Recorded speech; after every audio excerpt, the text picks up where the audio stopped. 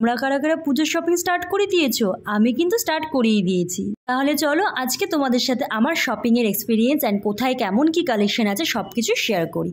Hi everyone, welcome back to my channel. তো এখানে আমি পুরো রেডি হয়ে গেছি, এখন বেরোবো শপিং করতে। আমি যাবো আজকে দিদিভাইয়ের সাথে। তো আমি বাড়ি থেকে বেরিয়ে গিয়েছি আর দিদিভাইকে ফোন করে বলে দিয়েছি তুই চলে আয়। তো চৌপতির থেকেই শুরু করবো আজকের আমাদের শপিং। গণেশ পুজোর জন্য রাস্তায় বেশ সুন্দর করে লাইটিং করা ছিল, মনে হচ্ছে দুর্গাপুজো চলেই এসছে কিন্তু এই লাইটিংগুলো দেখে। তো ফার্স্টে চলে গিয়েছিলাম একটা বার্থডে ডেকোরেশনের জিনিসপত্র যেখানে পাওয়া যায় সেই দোকানটাতে। আসলে সামনেই দিদিভাইয়ের মেয়ের বার্থডে, তাই জন্য কিছু জিনিস নেওয়ার ছিল। তো এই বেলুনগুলো নিয়ে আমরা সোজা চলে গেলাম স্টাইল বাজারে। চলো আজকে তোমাদের দেখাবো স্টাইল বাজারে কেমন কি কালেকশন এসছে পুজোর। তো ফার্স্টেই ঢুকে আমি একটু মেন সেকশনে এলাম, কারণ আমার জিজুর জন্য কিছু নেওয়ার ছিল। সেখানে সেরকম কিছু পছন্দ না হয় আমি সোজা চলে গেলাম ওপরে ওমেন সেকশনে। ওখানে আমি গিয়ে ফার্স্টেই এই কুর্তি সেটগুলো দেখছিলাম। এটা 3 পিস সেট। এগুলোর প্রাইস স্টার্ট হচ্ছে ওই 1500 থেকে।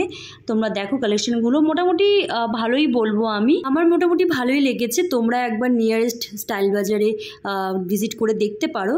তারপরে চলে এসেছি এই 3 পিস সেটগুলোতে। এখানে 3 পিসের প্রচুর কালেকশন আছে।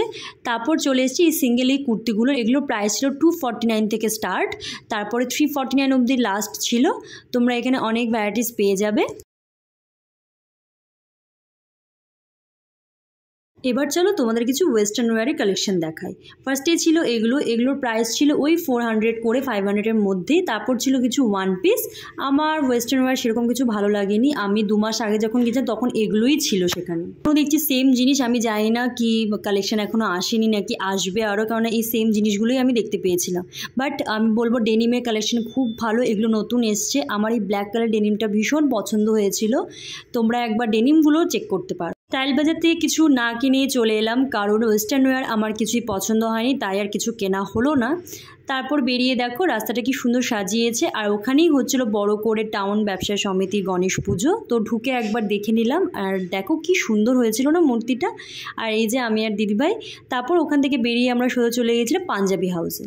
জিজুর জন্য আমরা পাঞ্জাবি দেখছিলাম। এখানে অনেকগুলো পাঞ্জাবি ছিল, তার মধ্যে থেকে চুজ করছিলাম আমরা। তোমাদেরকে একটু দেখিয়ে দিচ্ছি কেমন কি কালেকশন আছে পাঞ্জাবি হাউসে। এই পাঞ্জাবিটা আমার খুব ভালো লেগেছিল। এরপর একটা হোয়াইট কালারে দেখেছিলাম, সেটাও খুব ভালো লেগেছে। আমি নিয়েছিলাম এই হোয়াইট কালারটা। আর তারপর ওখান থেকে বেরিয়ে গেলাম, আমাদের মোটামুটি কেনাকাটি হয়ে গেছে। তারপর আমি বাড়ি চলে গেলাম, ওখান থেকে দিদিভাই বাড়ি চলে গেল। তোমাদের এই শপিং ব্লগটা কেমন লাগলো আমাকে অবশ্যই জানিও। ভালো লাগলে লাইক করে দিও, আরও অনেক শপিং ভিডিও আসছে। টাটা।